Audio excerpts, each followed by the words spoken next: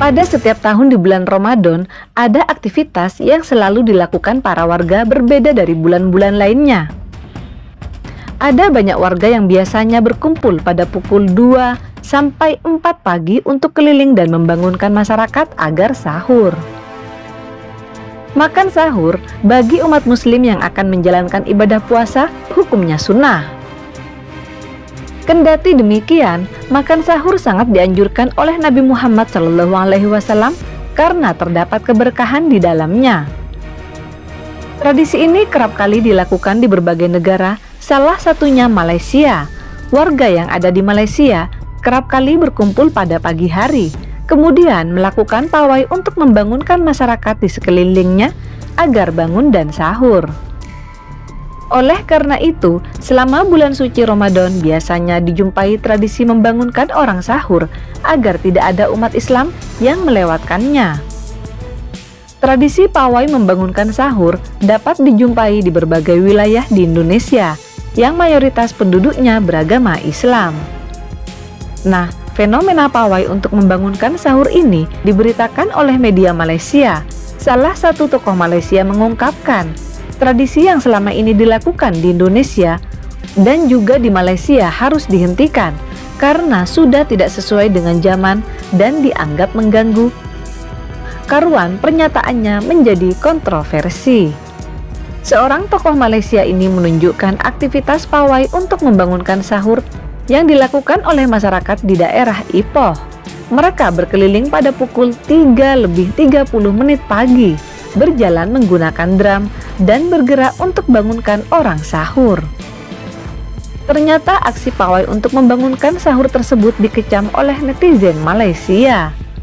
Banyak dari para netizen menyatakan aksi untuk membangunkan sahur dengan cara pawai tersebut adalah hal yang sepenuhnya sia-sia. Kebudayaan mana yang membangunkan sahur pada pukul 3:30 pagi? Pada zaman Hang Tuah atau kerajaan iya, tapi sekarang sudah ada jam alarm dan juga ada handphone atau HP, kata salah satu netizen Malaysia. Kita sekarang sudah memiliki semua itu. Ini pawai sahur bisa mengganggu anak dan bayi yang ingin tidur tenang. Mereka mempertanyakan apakah pawai untuk membangunkan sahur tersebut sudah dapat izin atau belum dari pihak berwenang. Apakah kamu sudah mendapatkan persetujuan dari pihak pemukiman? Kasihan anak kecil dan non-muslim. Ketika kita tinggal dekat dengan yang lain, kita harus menghormati dan merawat perdamaian bersama, kata netizen yang lain. Beda dengan di Indonesia, hal kontroversi itu sudah dimaklumi tradisi membangunkan orang untuk sahur dengan membunyikan beduk dan berteriak, "Sahur, sahur." Jika tidak ada beduk, alat-alat seadanya seperti galon dan kentongan, hingga ada yang membangunkan lewat mik pengeras suara masjid dan musola. Tradisi ini melibatkan umat Islam segala usia, mulai dari anak-anak, remaja, hingga orang dewasa. Ini membuat bulan Ramadan menjadi lebih meriah dan dirindukan.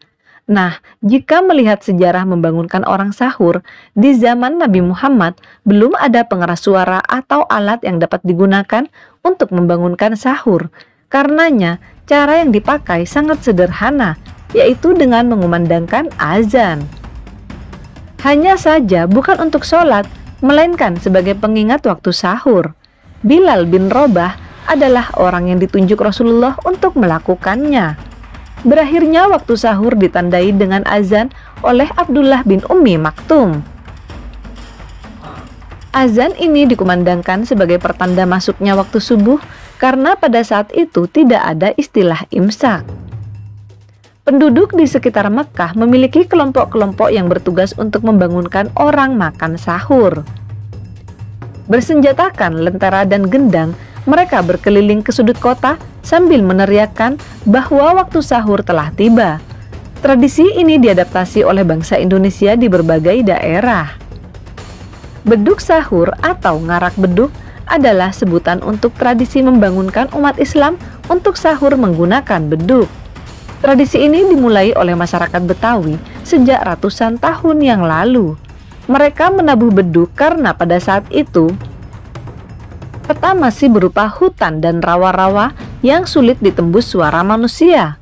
Budaya Betawi dan Cina di masa lalu memiliki hubungan yang erat karena masyarakatnya hidup berdampingan. Saat pengaruh budaya Cina masuk, beduk untuk membangunkan sahur berganti dengan petasan.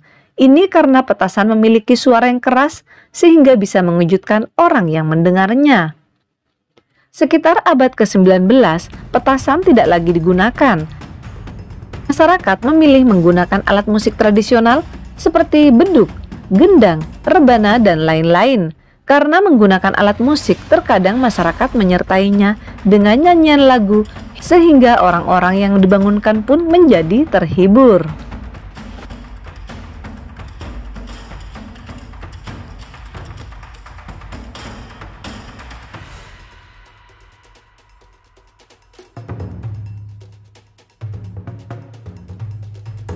Disebut mungkar dan bercanggah dengan syariat Islam yang menuntut kita semua untuk menghormati hak jiran tetangga. Tak semua kejiranan yang perlu bangun sahur. Ada yang uzur, ada keluarga yang memiliki anak-anak yang kecil, ada yang bukan